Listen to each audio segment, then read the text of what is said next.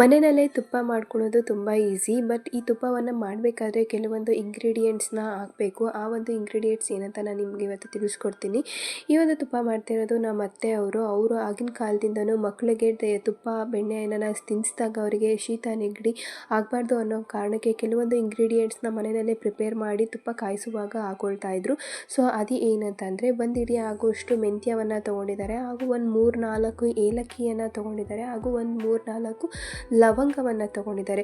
ಇಷ್ಟನ್ನು ತಗೊಂಡು ನೀಟಾಗಿ ಫ್ರೈ ಮಾಡ್ಕೊಳ್ತಾ ಇದ್ದಾರೆ. ಎಲ್ಲಿವರೆಗೂ ಫ್ರೈ ಮಾಡ್ಕೊಳ್ತಾರೆ ಅಂತಂದರೆ ಮೆಂತ್ಯ ಕಲರ್ ಚೇಂಜ್ ಆಗೋವರೆಗೂ ಸಹ ಫ್ರೈ ಮಾಡ್ಕೊಂಡಿದ್ದಾರೆ. ಈಗ ಫ್ರೈ ಮಾಡ್ಕೊಂಡಾಗಿದೆ, ಇದನ್ನು ಮಿಕ್ಸಿ ಮಾಡ್ಕೊಳ್ತಾ ಇದ್ದಾರೆ. ಮಿಕ್ಸಿ ಮಾಡ್ಕೊಳ್ಳುವಾಗ ಒಂದು 2-3 ಟೈಮ್ಸ್ ನೀಟಾಗಿ ಮಿಕ್ಸಿ ಮಾಡ್ಕೊಬೇಕು. ಅಂತಂದರೆ ಅದು ಒಂದು ಫೈನ್ ಪೌಡರ್ ಆಗಬೇಕು, ಅಲ್ಲಿವರೆಗೂ ಮಿಕ್ಸ್ ಮಾಡ್ಕೊಬೇಕು.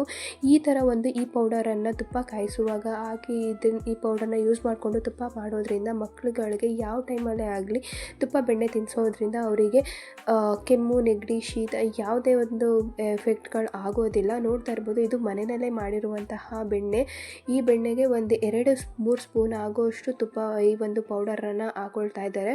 ಸೊ ಈ ಒಂದು ಪೌಡರ್ ಜೊತೆಗೇನೆ ಒಂದು ಸ್ವಲ್ಪ ಅರಿಶಿಣವನ್ನು ಹಾಕೊಳ್ತಾ ಇದ್ದಾರೆ.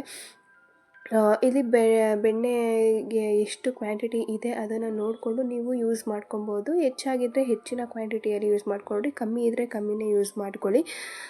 ನಾವು ಒಂದು ಕಣ್ಣಳತೆನಲ್ಲಿ ಹಾಕ್ಕೊಳ್ತಾ ಇದ್ದಾರೆ. ಇಲ್ಲಿ ಯಾವುದೇ ಥರ ಮೆಷರ್ಮೆಂಟ್ ಮಾಡಿ ಹಾಕ್ಕೊಳ್ತಾ ಇಲ್ಲ. ಇದಕ್ಕೆ ಸ್ವಲ್ಪ ಉಪ್ಪನ್ನು ಹಾಕ್ಕೊಂಡಿದ್ದಾರೆ, ಜೊತೆಗೆ ಒಂದು 2 ಎಸಳು ಬೆಳ್ಳುಳ್ಳಿಯನ್ನು ಹಾಕ್ಕೊಂಡಿದ್ದಾರೆ, ಹಾಗೂ ಒಂದು ಸ್ವಲ್ಪ ಕರಿಬೇವಿನ ಸೊಪ್ಪನ್ನು ಹಾಕ್ಕೊಂಡಿದ್ದಾರೆ.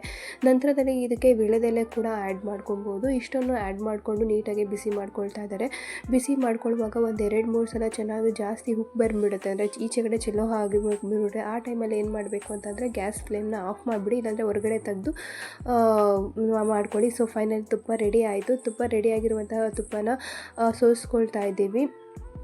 ಸೊ ತುಂಬಾ ಹೆಲ್ತಿಯಾದ ರುಚಿಕರವಾದ ತುಪ್ಪ ರೆಡಿಯಾಗಿದೆ. ನೀವು ಮನೆಯಲ್ಲಿ ಟ್ರೈ ಮಾಡಿ, ತುಂಬಾ ರುಚಿಯಾಗಿದೆ.